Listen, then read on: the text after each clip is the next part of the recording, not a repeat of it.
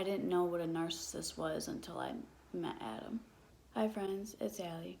So, upon waking up today, I decided I wanted to make the video that I've been trying to put off for the past year and a half.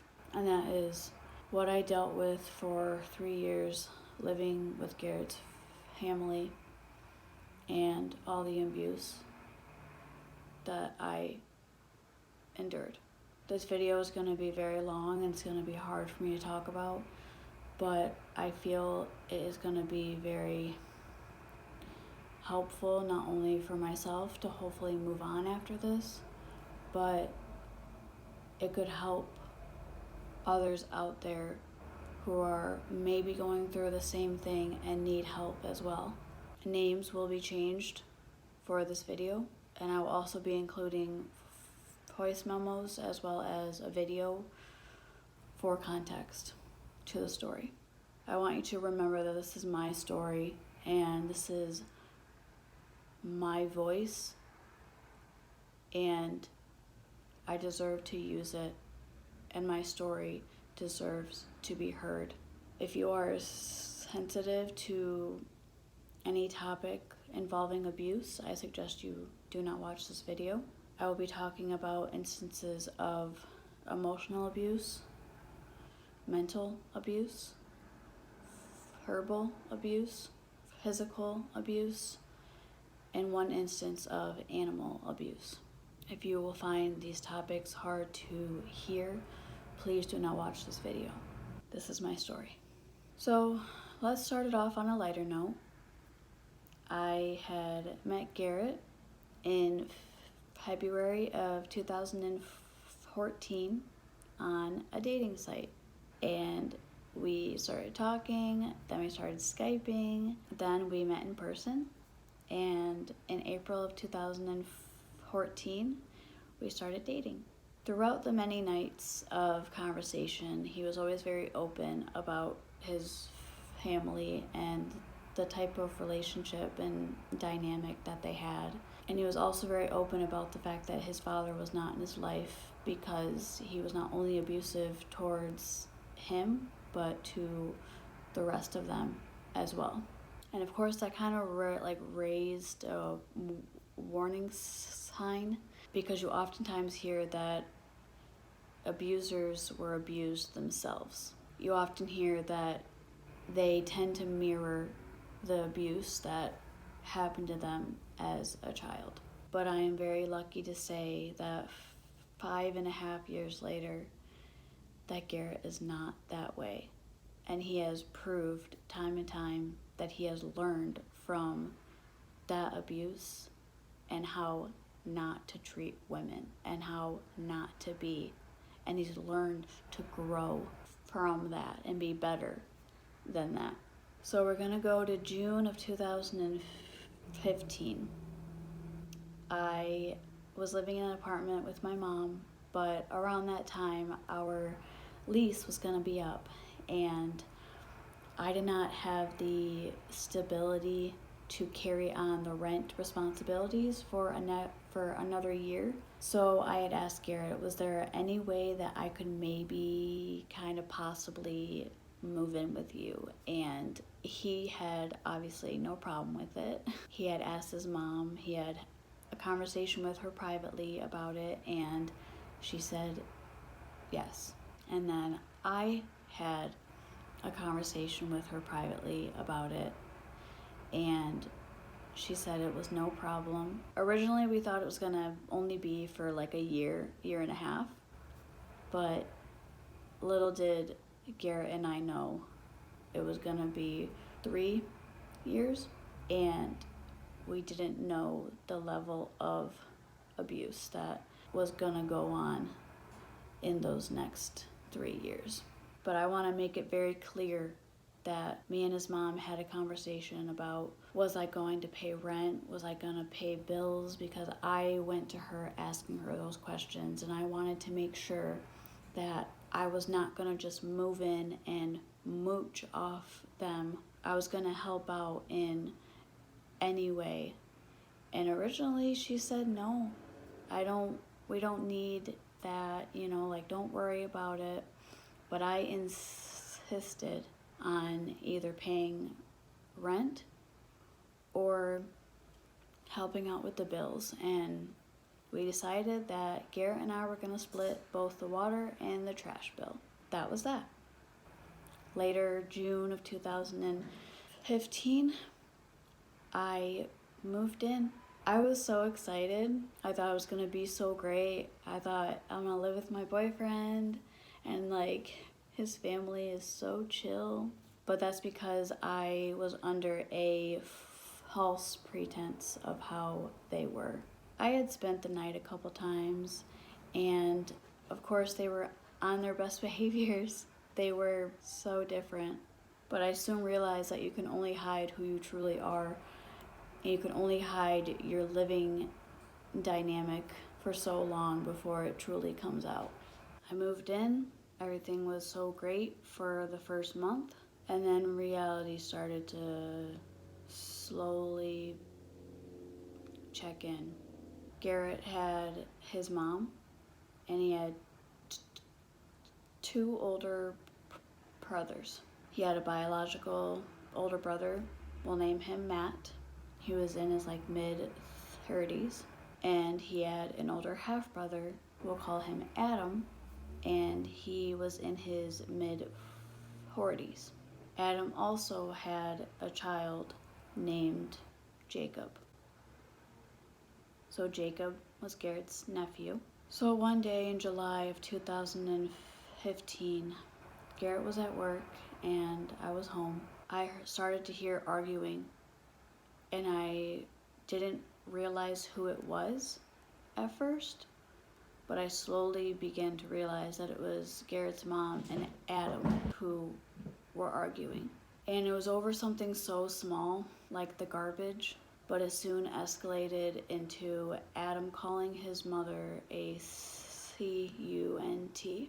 And then it went to him calling her a bitch. And then he started to threaten her.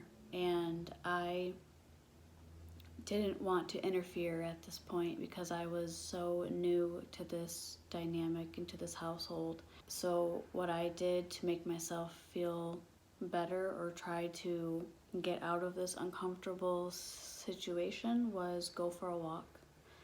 And I told Garrett, I let him know what was going on. And of course, on my way out, I heard Adam say to his mom that, see what you did? See what you're doing? You're making her so fucking uncomfortable that she has to leave. See what you're doing? I didn't know what a narcissist was until I met Adam. Throughout the course of the next year, I truly began to understand what kind of person Adam was. I slowly stopped listening, and I slowly started reacting, and I slowly started to try and help and mediate the situations, because that's what Garrett did. But this mostly happened when I was home and he was at work. And so if he wasn't there to try to mediate, I thought I could. And I was so stupid and naive for thinking that I could help, because you can't change people like this. You can't change people who don't want to change, who don't listen.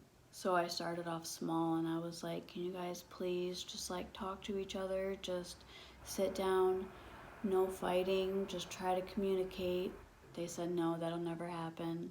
I actually felt bad for Adam at one point, because I really thought that he was just misunderstood, but that was just the act that he wanted everyone to think. I had come to know that Adam had previously been in jail, years prior, for an account of domestic abuse against his ex-girlfriend. And I also come to know that he had struggled and maybe was still struggling with substance abuse. Knowing those things made it a little bit harder to live there during those fights, because I just didn't know how unpredictable he was. I didn't know what kind of things he would do. There was one day where, again, I was home and I started to hear Adam yelling at their dog for no reason. And I, of course, heard the dog kind of bark back, kind of growl back, because that's a normal response to what a dog does. I go out there and I see him smacking her on the face. And he kept getting in her face and like kept pointing his like hand like in her face and saying like, I'll fuck you up. You ever growl at me again, I'll fuck you up. I was like taken aback and I was like, she's a dog. Like what are you doing? And he said like, oh, she's got something in her mouth, like she's eating whatever and I don't want her to, and you know, she's gonna fucking learn that like she can't do that, like basically trying to puff himself up in front of this dog. It turns out the dog was eating a treat. She got that kind of behavior from him only because she was reacting in the only way that she knew how against a angry man getting in her face and saying that he's gonna fuck her up. I also learned later on that that wasn't the first time that he had done that to their dog. There was one instance where he had smacked her, but really, really hard. The next story or instance that I'm gonna be talking about is the first thing that really made me realize who I was dealing with. There was one day that Garrett's mom decided to hold an intervention for Adam.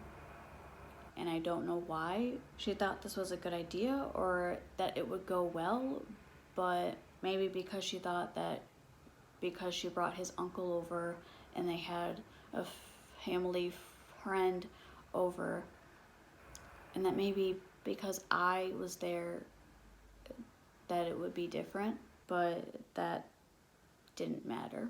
We had myself, Garrett, we had Matt, and then we had Garrett's mom, his uncle, the family friend. Adam was in his room and we were all in the living room kind of waiting for Adam to come out. And as soon as he did, he realized really quick what was going on.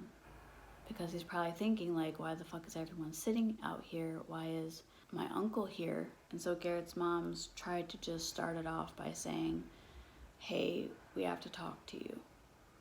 And immediately he didn't like that, and he immediately was like, oh my god, like why the fuck are you all out here, like why are you all sitting out here, like oh, like you want to talk to me about what, like about what?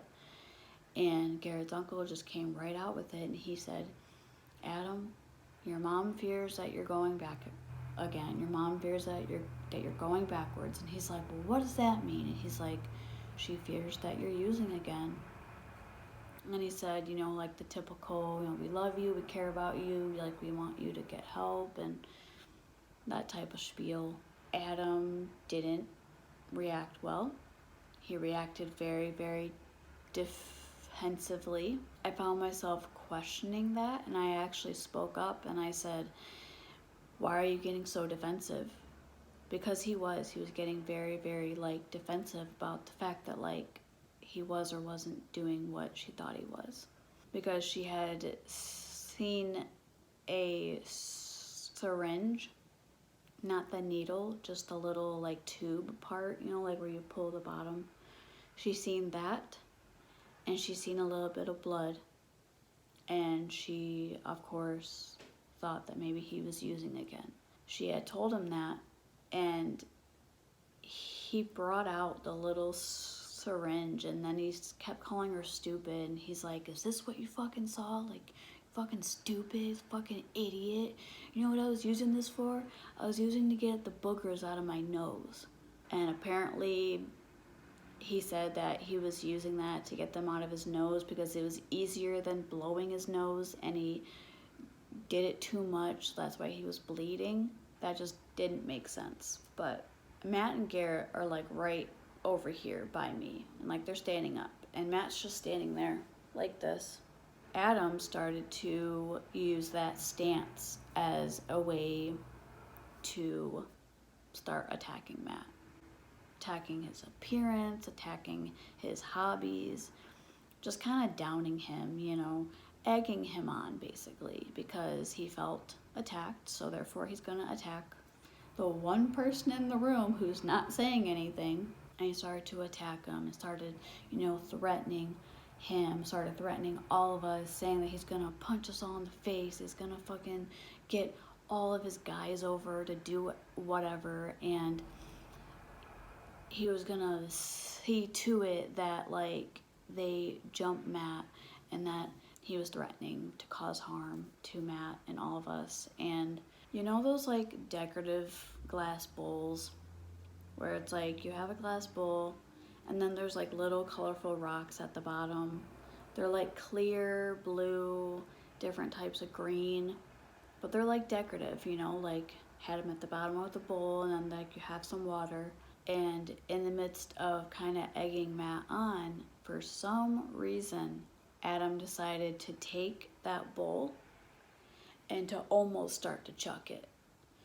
Like he was going to chuck it across the room at Matt. Thankfully, the family friend was like right by him, because like he caught it mid-throw. Water went everywhere, like rocks spilled out.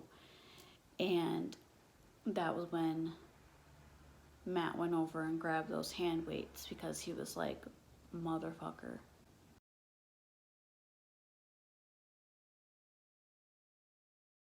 So they're kind of like arguing, going back and forth. Then Matt and Garrett kind of move over here, and like Garrett's holding on to him because like he doesn't want him to do anything. Obviously, he's like telling him like, stop, just like, he's not worth it, he's not worth it.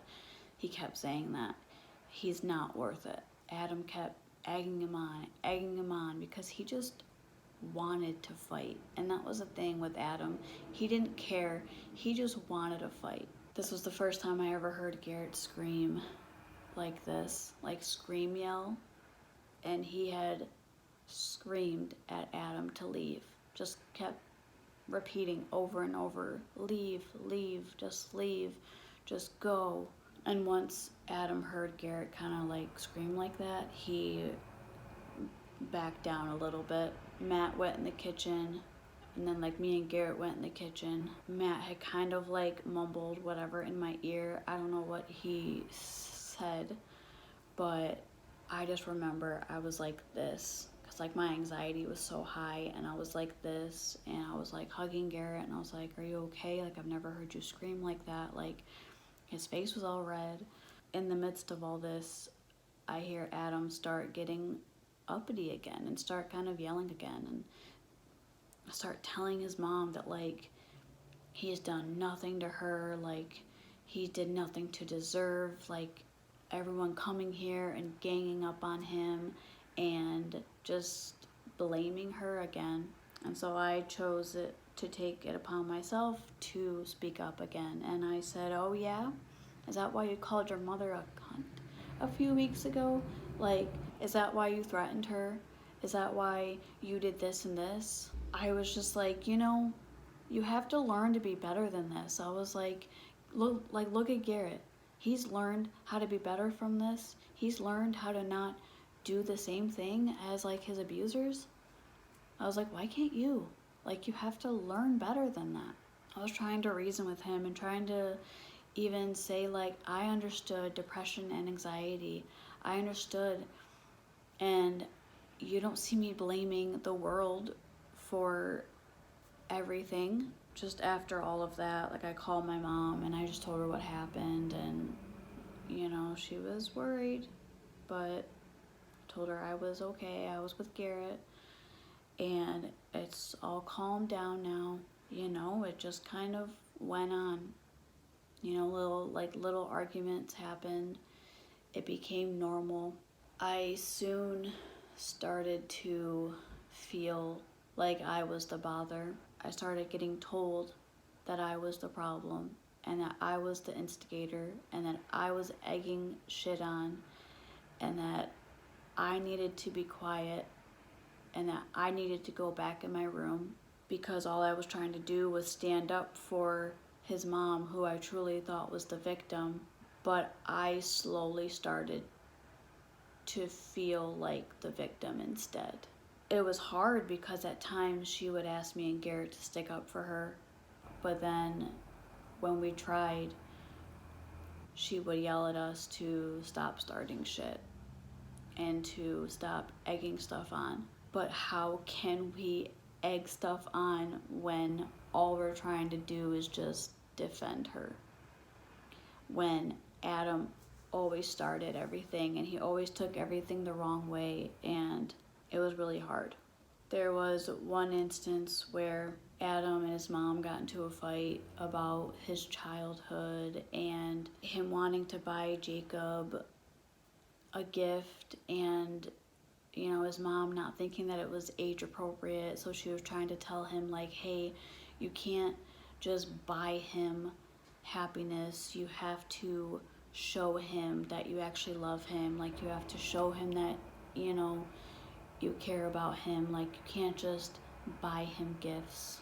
Because Adam didn't really take care of Jacob, his mom was the one who took care of Jacob. She woke him up every morning, she put him to bed at night, she got him dressed for the day, she gave him his meals, she gave him his medicines. Adam would buy him little things here and there, but Garrett and I were always the ones who loved him. We always the ones who were playing with him. We always protected him from the fighting.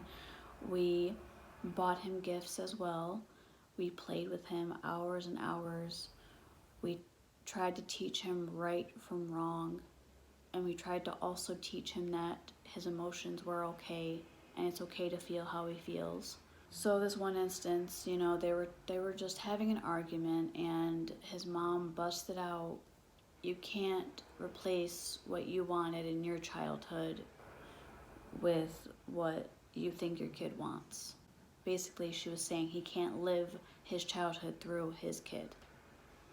And that just set him off, and he had like a big old fit, like just hissy fit about it. And she just got to the point where she was saying, okay, well then, like, you know what, I just want you to go. Like, I just don't want you to be here right now. Like, I just need you to leave. Basically, like, just get out. Just, like, give me some space. Adam was a construction worker. He worked on houses, he built things, and he was also working on the house. He took it upon himself to go to the side of the house that he was fixing at the time, which was also the side of the house that Garrett and mine's room was on, and he decided to start smashing in the house with hammers, axes, just whatever kind of tools he had. He was just fucking smashing it and demolishing the side of the house. Me and Garrett started like saying to his mom, like, if you, like, we need to call the police, like, we need him to stop, like, that's endangering, like, not only us, now, like, the house, and it's causing more harm than good. Like, we need to do something about this. She wouldn't call the police, so I said, if you don't, I will. She ended up calling them. They came over. They, of course, asked him, did you build this? Yes. Is this your tools? Yes. Well, then you are free to do with your stuff as you will. And that was that. They told him that he made it, he can destroy it. They advised Garrett's mom to get an eviction notice, and that'd be that. So she went down, she got an eviction notice, and then she just kept taking it back. She'd get it, and then he'd win her back, and then it would start all over again. And then she would get an eviction notice, and then it would start all over again. And there was one time when they got into a fight, and he had some important stuff in his room that he was afraid his mom was gonna vandalize or be vindictive towards him. So he decided to drill a nail into his door so that the only way that anybody could get in or out of his room was with a fucking drill. He had a little screw coming out of the side of his door frame, and then he put a nail right in this little slot so that screw it out to go in, and you fucking drill yourself back in. So you're locking yourself in. And I have a little video to display that right now. I just woke up, so I look like shit. But, so Garrett's brother had a little hook by his door. Like, this is his door. Our room's like right there. Oh yeah, and see, look at this little fucking nice thing that he did. He had one of these, like, up on his door. And he got pissed. Well, okay, so he had one of those things, and it was like he held a key to his room, because he would always lock his room when he left, but he would always leave the key up there. So, you know, obviously, if you want to get in his room, you can just take the key off and unlock the door, right? Well, no. I had to fucking wake up to him pounding shit, and he knew that I was still trying to sleep, but no, that didn't fucking stop him, did it? So, he now has this thing to where it's screwed in to the wall and screwed in into the door. So the only way that he'll get into his room is if he unscrews that. He made it physically fucking impossible for someone to get into his room. All because he's a child and he's pissed off at his mom. How ridiculous is that? I just cannot even, that just fucking like blows my fucking mind. But he knew that I was still in there because Garrett, like right as Garrett left or like got up, went to the bathroom, that's exactly when he did it. He couldn't do it when he got home last night at like 5. No, he had to do it right then and there as soon as Garrett got up, because fuck Allie, right? I'm so done with this shit. So yeah, as you can see, I was very, very tired of that shit. And it did not stop him from any hours of the night drilling out, drilling in. He didn't fucking care, and their mom didn't care. She would say 1 or 2 times, like, hey, stop that. But it got to the point where one morning I was so tired of hearing it and so tired of losing fucking sleep that I opened my door and I said, what are you doing? I said, stop. I was like, I'm trying to fucking sleep, and you know this. Because Garrett had just left for work, like I said in the video. But I was just tired of it, and so I called him a piece of shit. And of course, that's what he cared about. He cared about that I was insulting his ego by calling him a piece of shit. It got to the point where Garrett and I couldn't say anything anymore. We couldn't stick up for his mom anymore, even though she had told us to. It became, stop egging him on. Stop talking too loudly so that he'll hear. Be quiet, shh. Adam's home. He's my son, and I'm not kicking him out because he doesn't have anywhere to go, or he'd use Jacob against her, and he would threaten to not have Jacob come over anymore. Garrett and I tried to help so many times, and it just became more about walking on eggshells than it did about trying to protect her. She gave him an eviction notice again, and he told her, well then, okay, I'm not gonna pay the cable bill. And do you think she took away his TV? No. Do you think she just allowed him to not pay the cable bill and still have cable? Yeah. So then Garrett and I got fed up, and we said, okay then fine. if you're gonna let him have his royalty and not do anything about it, well then fine. We're not gonna pay the water and trash bill. Because she said, I'm not gonna be petty with Adam. I'm not gonna be petty. But then when Garrett goes to take a shower one night, she tells him, if you're not gonna pay the water bill, then you can't fucking shower. And that set Garrett off. He was like, are you joking? You're not gonna be petty with him, but you're gonna be petty with me? You're gonna allow him to have everything, but you're not gonna allow me to fucking take a shower because I said I'm not gonna fucking pay the water bill? You're not gonna be petty with him, but you'll be petty with me, the one fucking person who was there for you, always respected you, and tried to teach you that you are more than your fucking abuser again? All of that was kind of towards the end of everything, and that was like a lot of resulting of a lot of like brainwashing, just turmoil, and we were all just kind of fed up with just everything. I'm going to tell you another little backstory before I get into what happened between Matt and I. There was one instance where before I was about to go to work one day, Garrett's mom and Adam argue again. And I went out there and I was like, please just stop. I was like, I'm already so anxious. I was like, I can't go to work feeling like this. I said, I feel like I'm like crawling out of my skin. I'm like, I'm just so anxious. I was like, please just stop fighting. Adam decided to lash out at me and say that, oh, I'm just a guest in the house and I'm not fucking family, that I'm just a fucking guest.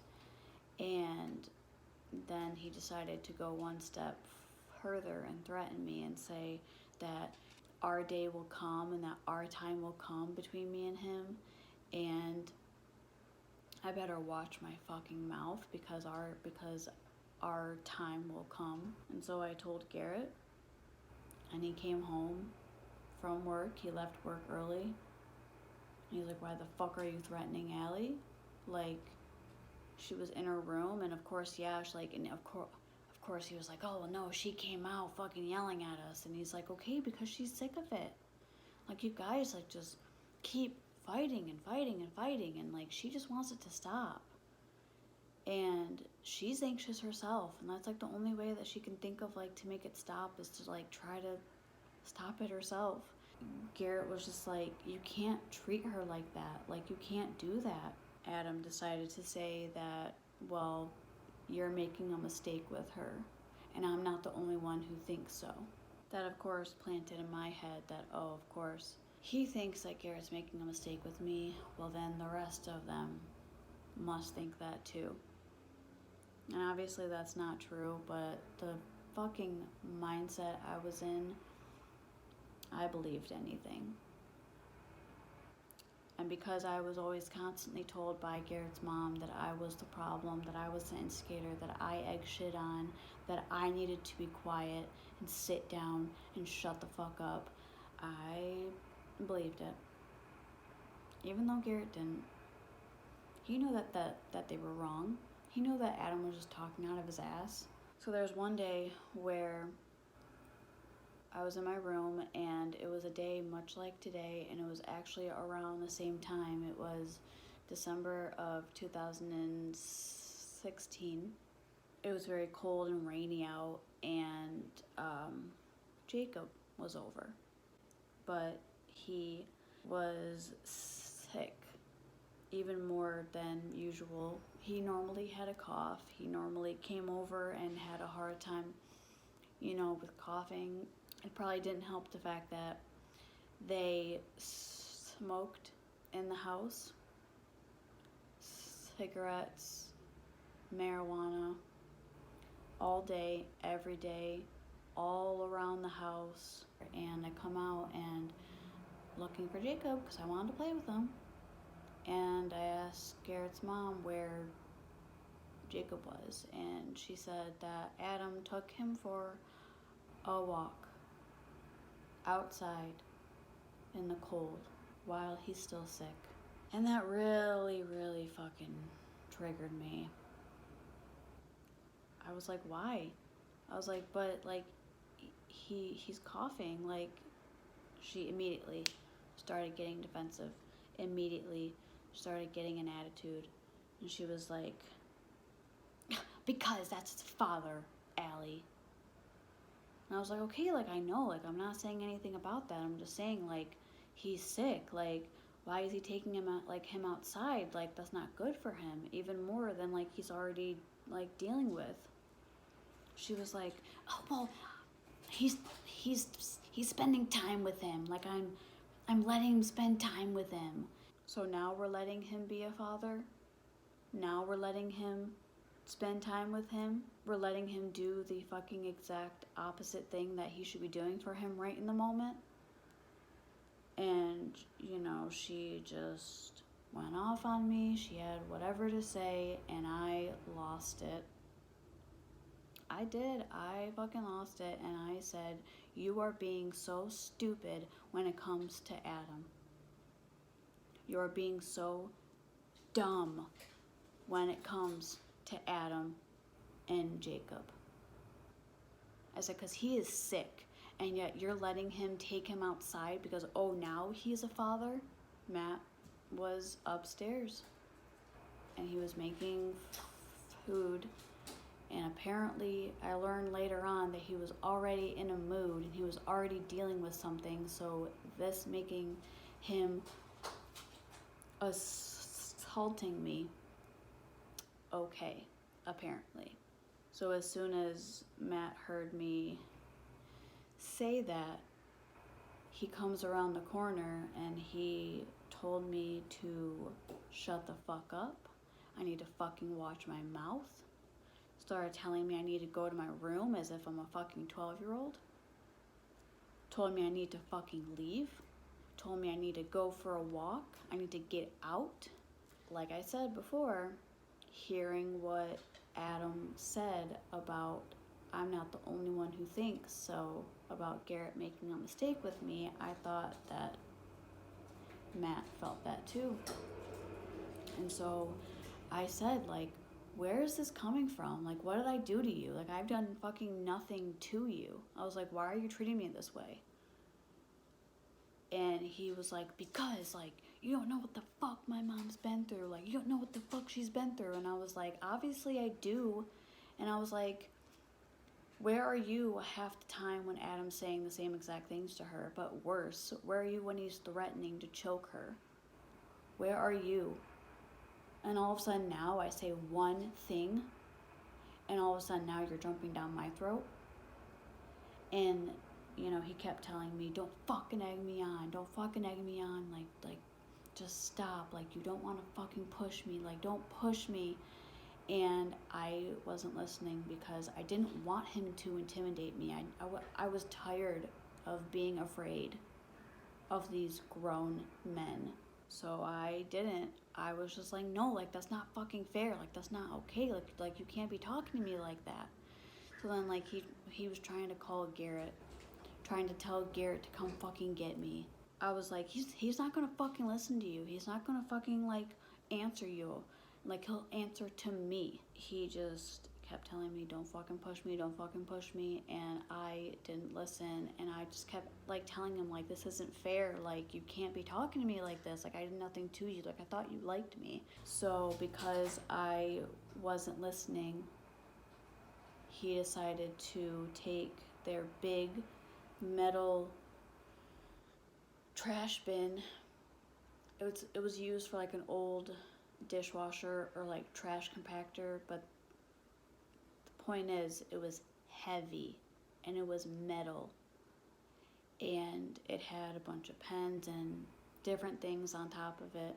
He took that and whipped it down to the floor, and it was, like, loud, and, like, pens, papers went everywhere, and he fucking whipped it to the floor. He said, do you fucking get it now?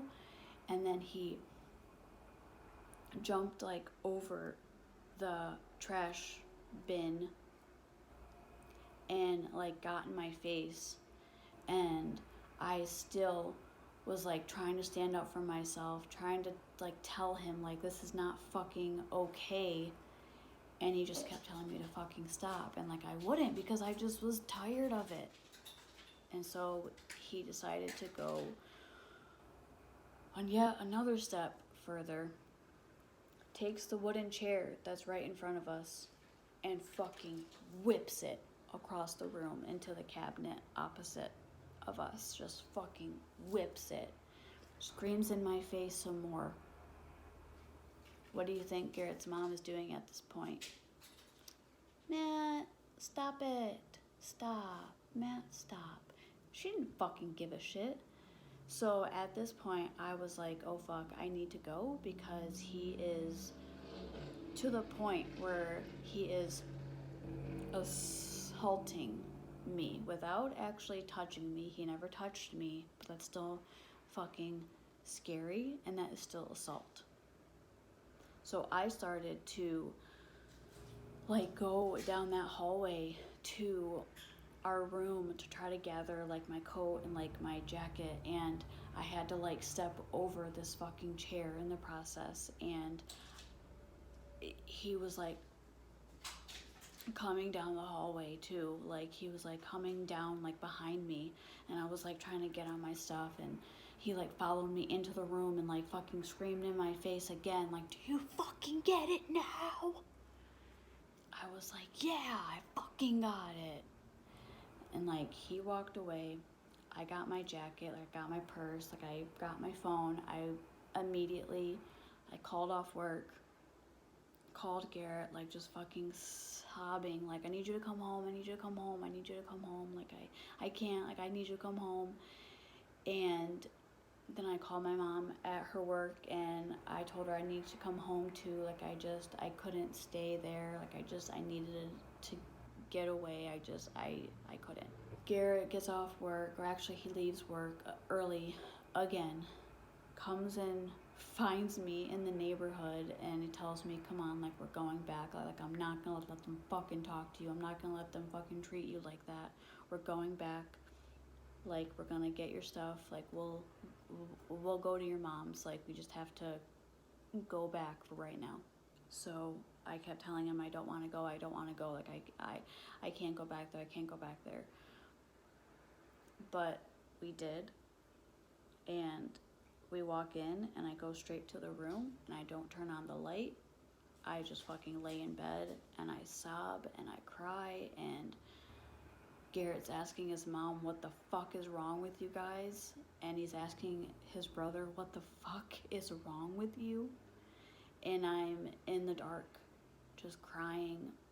I posted a status on Facebook and I said, fuck this family, fuck living here, fuck everything, like this is not okay, like I'm sick of the abuse. I didn't realize at the time that it was assault, but just now realizing that it was.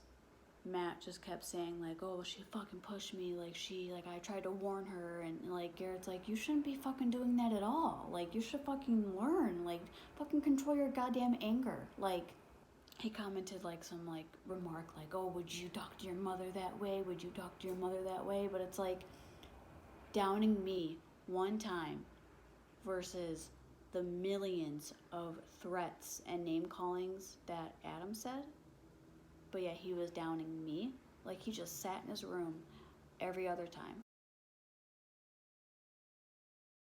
So then I just got my stuff. I went to my mom's New Year's Eve. And then the next day we woke up and it was January 2017. I went back.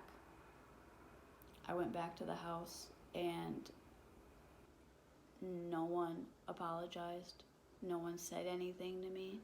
I sat there in my own guilt because I was made to feel so fucking guilty and so fucking wrong that I decided to apologize. That I decided to write Matt a lengthy letter apologizing and say how he was in the right and I was wrong, and I was so fucking naive and so fucking brainwashed and so fucking abused that I literally let myself believed that I deserved that. And that I deserved to be fucking assaulted. That I wrote him a lengthy letter explaining about myself, my anxiety, my now PTSD, my trauma, how I cope with anxiety. I mean, I fucking went on, and I didn't need to, but I did. And I typed it up, went downstairs when he wasn't home. I put the note on his bed, and I waited. Then one day I was in the bathroom brushing my hair, and he comes in the bathroom with me, and he says, "I'm sorry." And he just said that he was trying not to lose it, but he did. And I tried to fucking joke, and I tried to make a fucking stupid joke and say, "Oh, I was just a stubborn little bitch," because I was afraid. And then more and more time passes, more and more things start happening with Adam, that it made that one little instance with Matt not seem as big as it was, but it was. There was 2 more instances where things were really bad. One night, we were actually, me, Garrett's mom, were actually having a calm conversation with Adam for like the first time in the past like 2-3 years. We were having a conversation about him trying to do more with Jacob, trying to do more with him, trying to, support him more and be there for him more. And he was actually listening, and he was actually comprehending. And I brought up one little tiny minuscule detail. I said about how his mom, like, she pays for most of everything. Like, she pays for his school clothes. And I made one little small remark that, like, he didn't pay for his school clothes. He did, but, like, at the time, I don't know, I just said, like, something like, "Oh, like, she pays for her school clothes." And I said something along the lines of, like, him not pitching in as much as, like, he should. And he didn't say anything. And Garrett and I and Jordan went outside after that, and we played.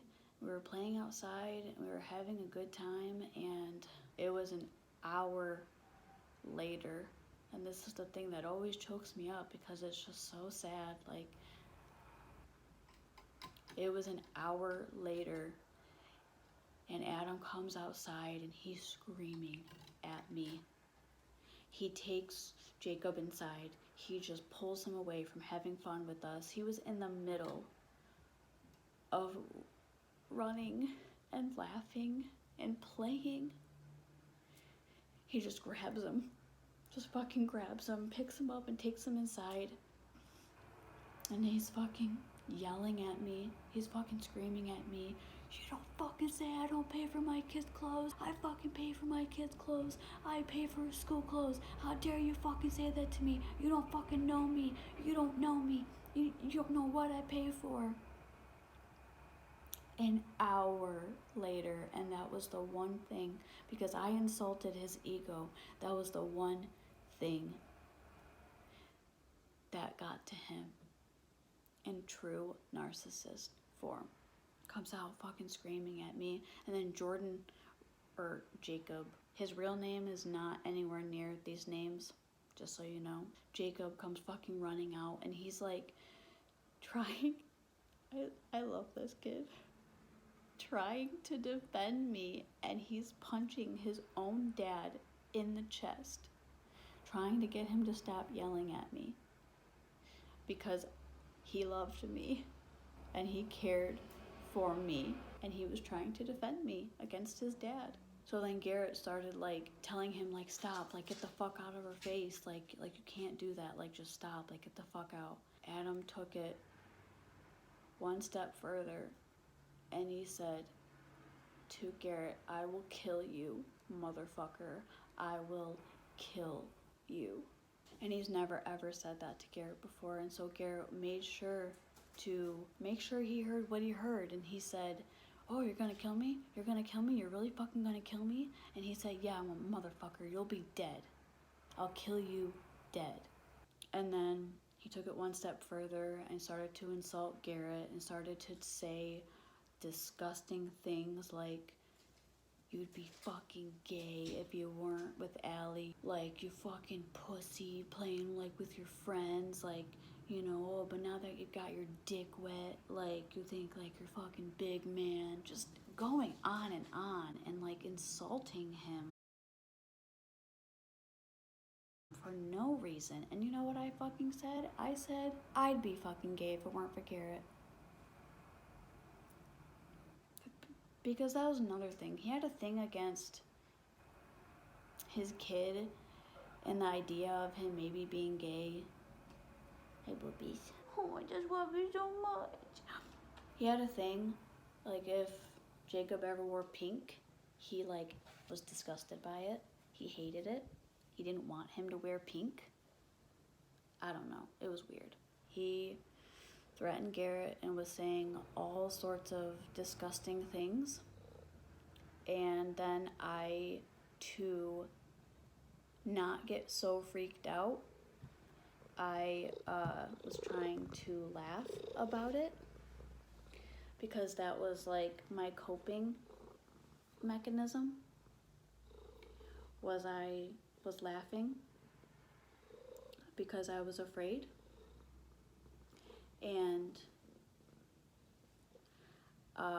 he started recording me, and he started getting really, really, like, aggressive and started saying that he's gonna have people come and beat me up, that he's gonna have fucking people come and get me, that he'll have people come to the house, and that I'd be hiding away in my room like a scared little girl because I was so touchable.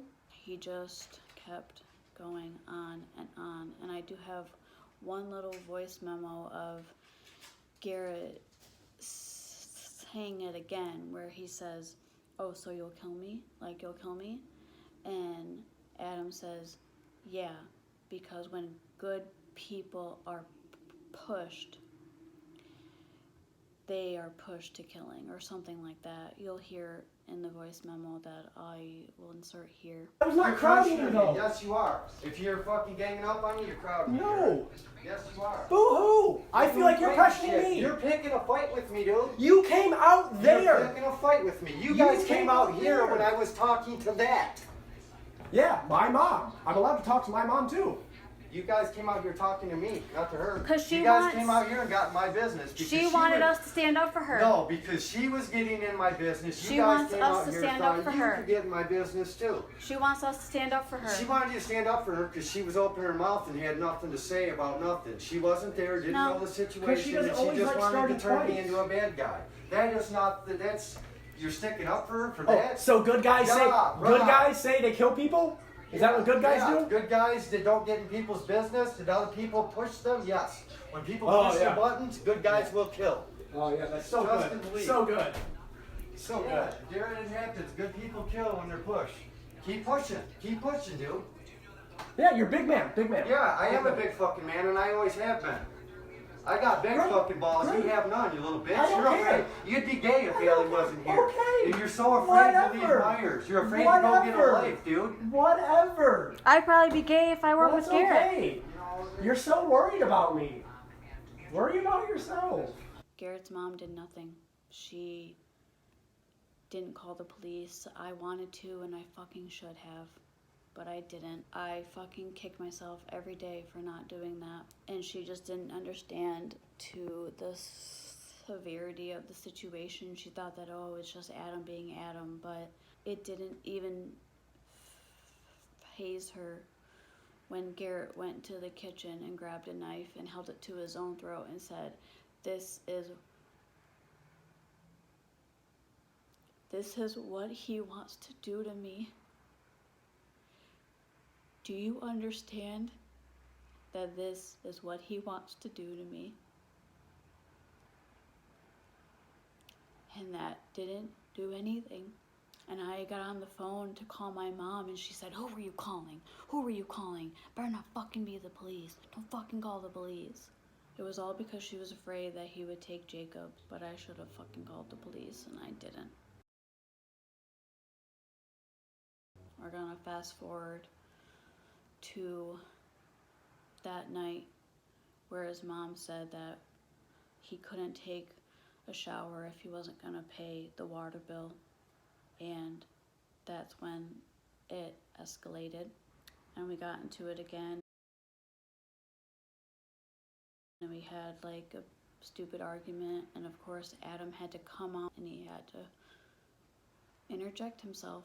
So May 10th of 2018 was the last night that I ever allowed myself to be subjected to that behavior again.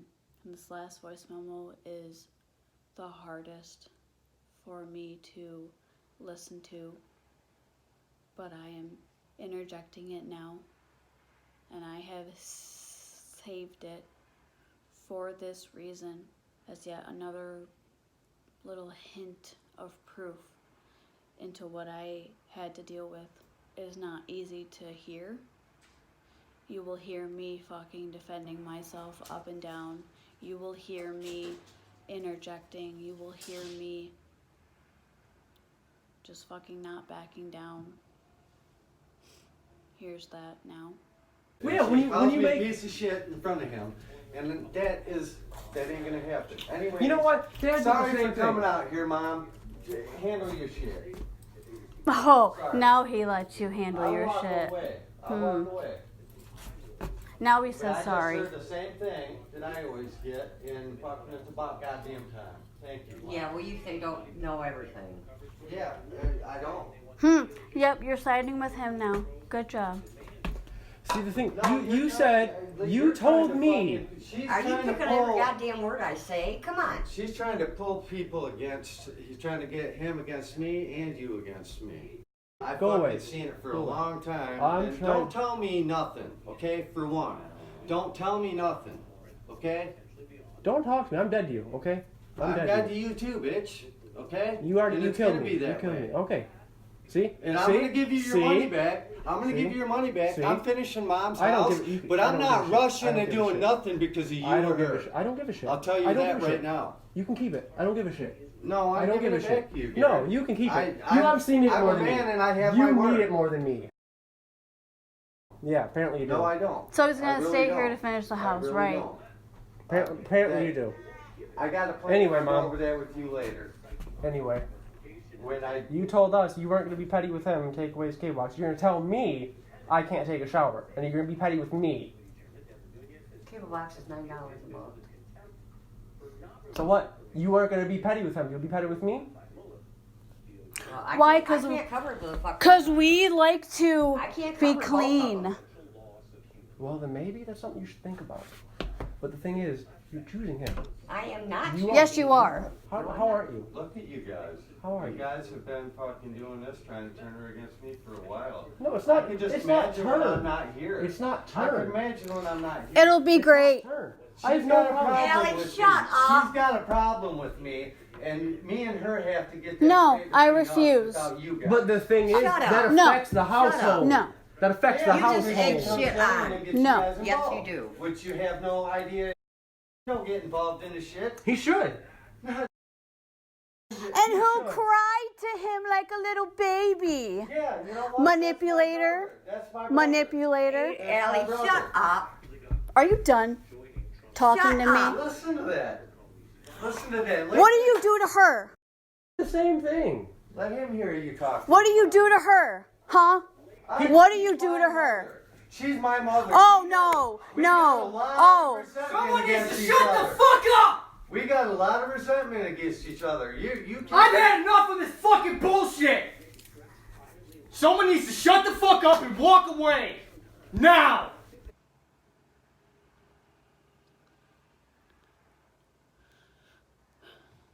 As you heard, that was the last thing I heard before I left.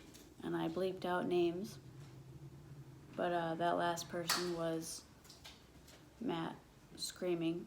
And imagine that screaming, but in your face. That's what I dealt with. And I left, went for a walk. My phone was at fucking like 3%. And I left. And Garrett was defending me, defending himself, defending us. And I went in the house, grabbed only my jacket, my phone, my purse. I think I even grabbed just like a pillow and a blanket. Called my stepdad and I said, I have to come home, like I have to. I cannot stay here. It's not safe for me. It was fucking 9 at night, I want to say. I'll check the timestamp. But, and I told Garrett we are leaving and I am not coming back unless it is to come back and get our stuff to move. And I walked out that door and stayed with my mom for 2 weeks. Got an apartment, got this apartment right away. Went back to that house, didn't say a word to anyone.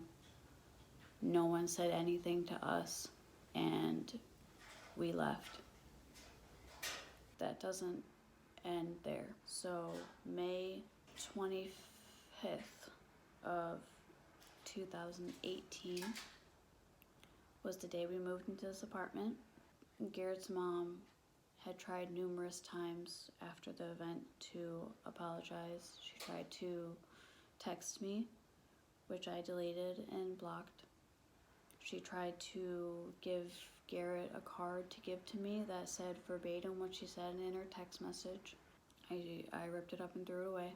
She tried to publicly apologize on a random comment on Facebook, to which I didn't respond to, and instead it took me from May until November to make her a little personalized video telling her that I could not have any contact with her or them again, and that the only person that I ever wanted contact with was Garrett, and the only person that I ever felt comfortable and safe with was Garrett, and that I needed to move on, and that I needed to have some fucking time to get through the abuse.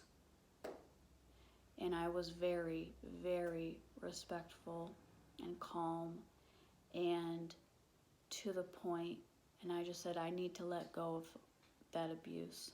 I made it private. I made it like an only link that she could see. I gave it to her, expecting her to respond back with understanding, but instead I was met with more abuse, and I was met with her saying that she will always blame me for her family being split up, because none of that would have happened if I hadn't moved in. She said I took advantage of her, but I want to remind you that I was the one who asked her to help. I was the one who made sure that it was okay to live there numerous times, and I made sure to tell her that exact thing. And I will also, if I can, insert screenshots.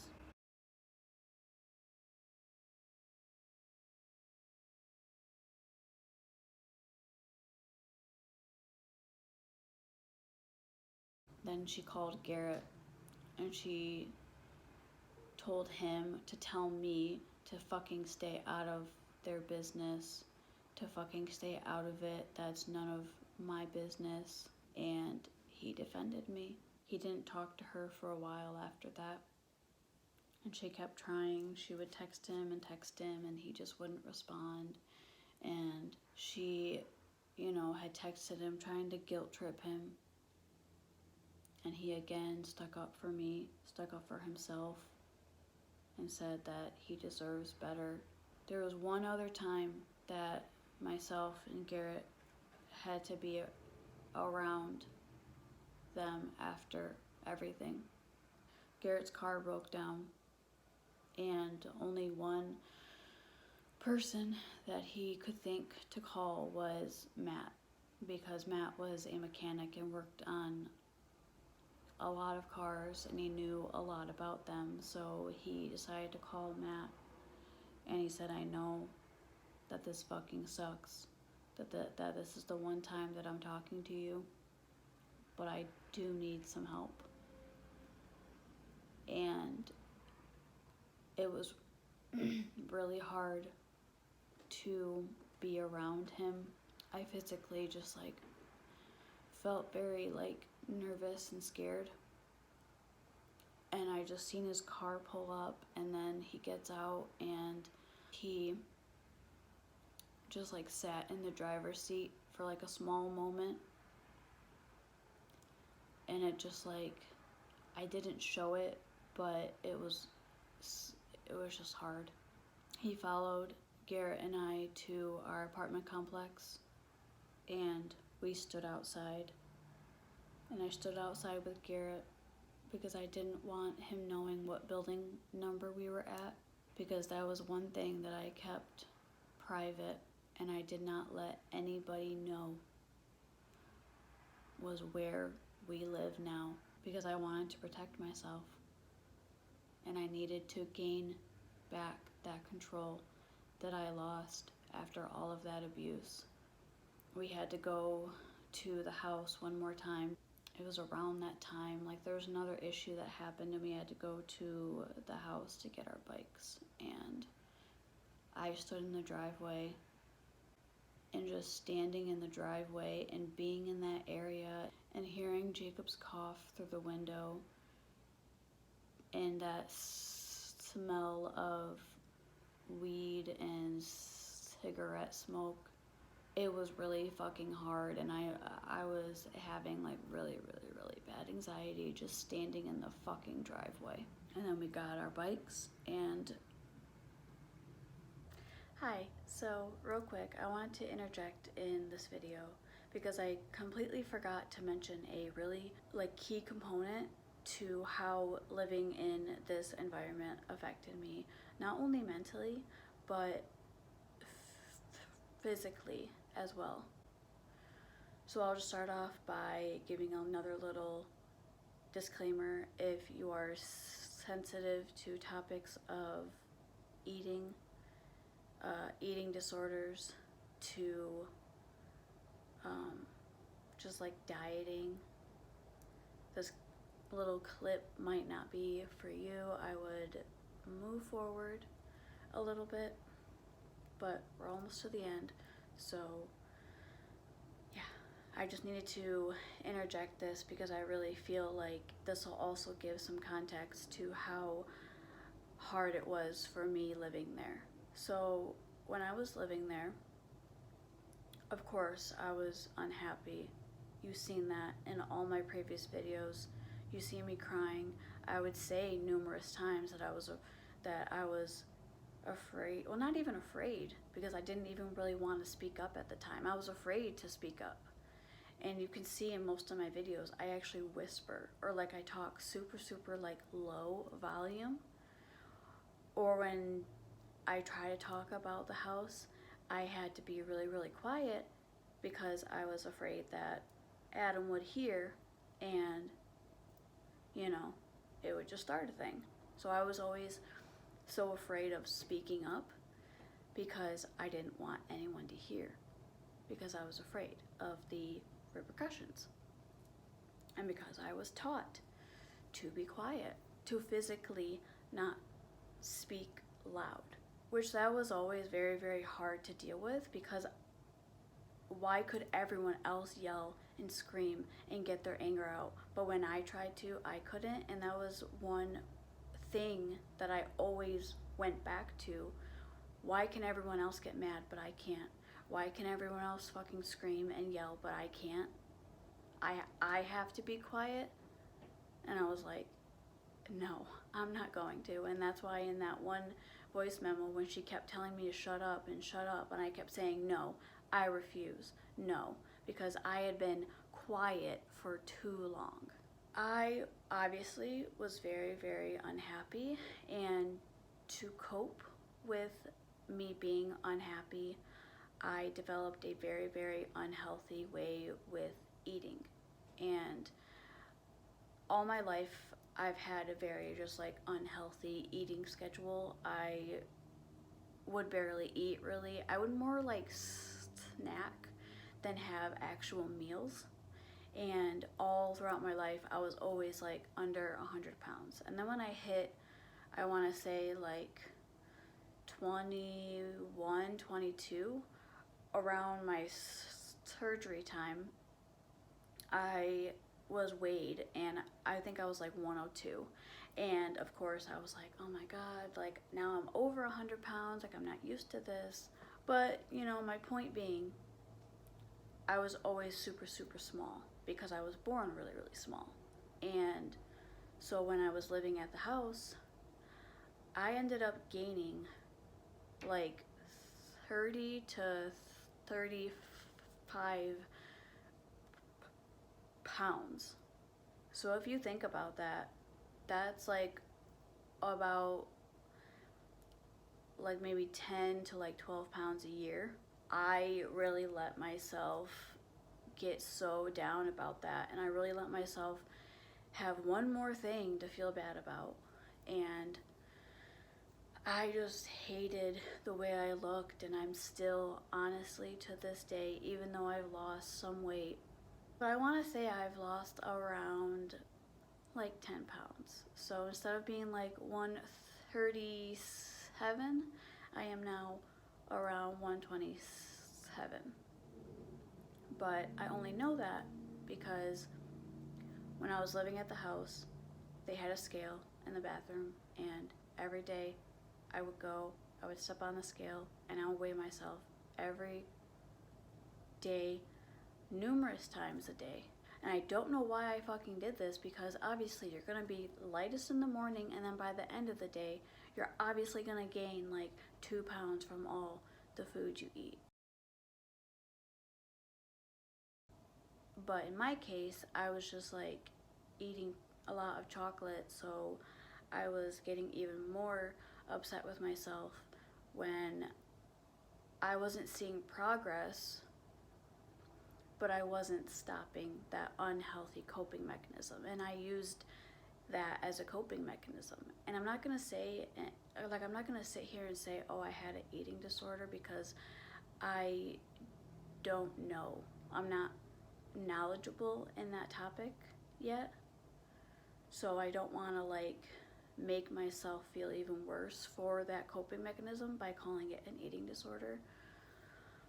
At the time, I did call my mom, and I like did tell her that I was a little bit worried that maybe that was starting a bit of an unhealthy habit, and I did say that maybe it was the start of an eating disorder, but she said no. She's like, you can't think of it like that. She's like, just understand that you're very, very stressed, and you're just trying to cope the best way you can.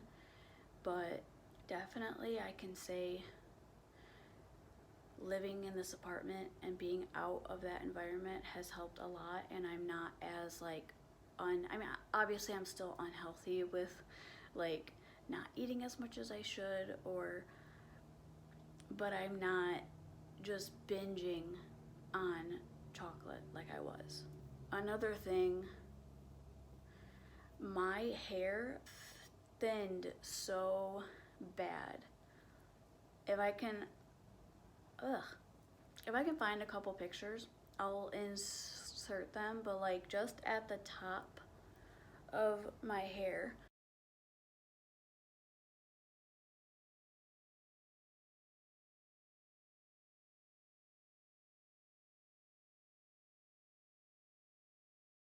I used to part my hair over on this side always, and I don't know, see, you can't even really tell now.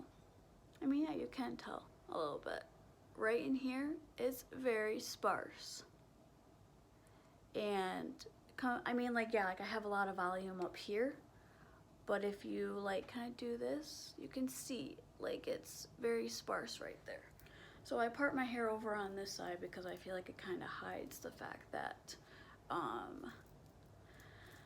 I lost so much fucking hair.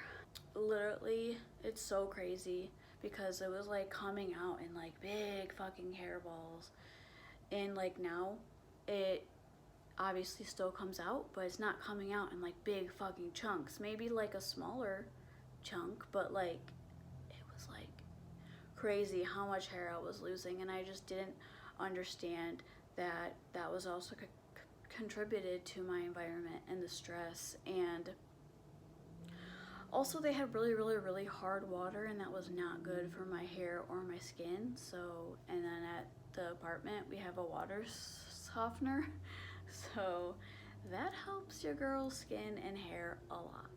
I was very unhappy, so I was very unhealthy, and I started trying to do all those stupid like diets. I tried exercising for a little bit. I tried drinking those stupid skinny teas, but honestly, you lose weight on those teas because you fucking shit your pants. Like, honestly, that's how you lose weight. You fucking shit your pants. And that was another thing that Adam found to fight about, is if I was in the bathroom for too long because I was shitting my brains out. I mean, honestly, even if I didn't drink the tea, I was so fucking stressed that I was, you know, having all of that shit, literally. If I was in the bathroom too long, that would be another fight. That would start another fucking issue. You know what he did? He went downstairs in their fucking like laundry, like, you know how your laundry room or like your laundry space, you have like a designated sink for like washing your laundry clothes? Yeah, no. You know what they use that for? For Adam to go pee. To go pee in that fucking sink. So when I was taking too long, he had to bitch before he went downstairs to do that. I started hating myself even more so than I already was struggling with. And I started to hate just like my appearance. And that's something I never struggled with. I always loved how I looked, you know. I thought I was cute. I thought, you know, I was skinny. I was like, wow. And then fast forward 3 years later, and I'm like, I'm a fat cow. I'm fucking ugly. I don't know why Garrett's with me. He could do so much better. Just toxic way of thinking about myself. And I can say 2 years later, after the fact, that I am slowly starting to learn to be okay with my body, to be okay with like extra fucking skin on my arms, to be okay with like extra tummies. It's okay, you know? Like, and I've never showed my stomach before, but you know what? Fuck it. I'm okay with having a little fucking pooch. I'm okay with having some fucking love handles. Sure, I'd be fucking lying if I said that some days it got me more than others, but you know what? Since we're putting it all fucking out there, it is what it is. And you know what? My double chin always had it. Even when I was 100 pounds. The point is, I'm out of that environment, so I can look at myself differently, and I can learn to be okay with myself. And it is refreshing, you know. And that's another like little lesson for you. If you're in a bad environment, it's going to show through mentally.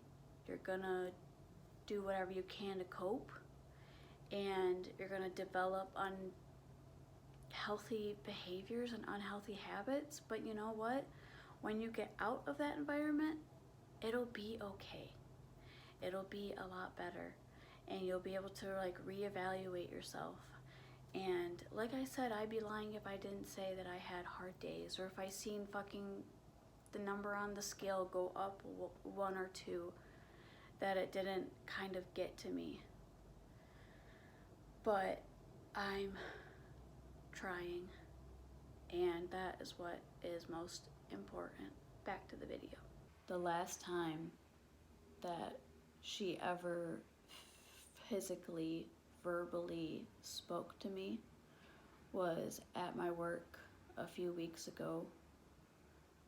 I seen her and the family friend walk by, and I wasn't gonna look at her. I wasn't gonna make myself known, but I was done hiding, and I was just done feeling afraid. She looked at me and she said, "Hi, Allie." That was the last thing. I have seen her on a few other occasions. Haven't said a thing. That's that. Garrett and I are not a part of them anymore. And it really fucking hurts me because we're not a part of Jacob anymore. Even though we were the only people who really loved him, like, and cared about him aside from, you know, Garrett's mom and like his own mom and brothers and whatever. That was like one of the hardest things. And I did forget to mention, when all that stuff was going on, he threatened to kill Garrett, and then he threatened to get a restraining order against me because he didn't want me around his kid, because all I said was he didn't pay for his school clothes. He said, "I don't want people around my kid who can down my character. I don't want my kid to see someone downing my character. So I'm gonna get a restraining order against you." He never did. He never did. Ever since then, there has been no contact. I have them all blocked.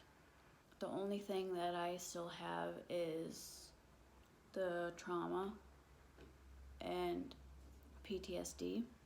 I probably do have PTSD. I get so sick to my stomach every time I see anyone that looks like her, or if I see anyone that looks like his brothers, or if anyone acts a certain way that his brothers acted, I get really bad anxiety. Or when I moved to my mom's house, I stayed in the basement and I heard a really loud bang upstairs, and I got really, really, really bad anxiety because I always associated banging and loud noises with arguing and being scared and trauma and fear, and I'd remind myself that you are safe, that it has a different type of bang. Someone just fucking dropped something. You're okay. Fast forward to now, December 2019, almost 2 years after. In May of 2020, it'll be 2 years since everything has happened and since I left for good. And I just hope that this video can kind of teach everyone a lesson and know that you can get out if you have to, and know that things will be okay eventually. And I'm still trying to work through letting go of everything that happened to me, and I fucking probably need therapy. I'm not even gonna sit here and joke. I probably do. I don't know how long it will actually truly take me to forget and to move on, but I know it'll happen. I'm just so thankful for what I have now. I'm so thankful that I don't have to wake up in fear. I'm so thankful that I have my kitties. I'm so thankful that I am just here. And I never ever thought that I was gonna get out. I never thought that I could. I always thought I was trapped, but thank God for Garrett.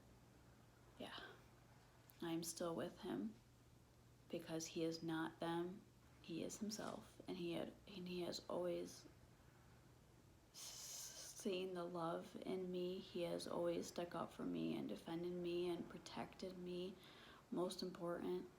And he has always been so helpful. He fucking helped me get this apartment. He helped with our kitties. He's the best cat dad. And I will forever always be thankful for him for help save me from that. If you have made it this far, I have no idea how long this video is going to be. I feel like it's going to be over an hour and a half long, but thank you. Thank you. Just know that you are not alone. You are not to blame for what has happened to you, and there is always a way out. Thank you for letting me share my story and for listening.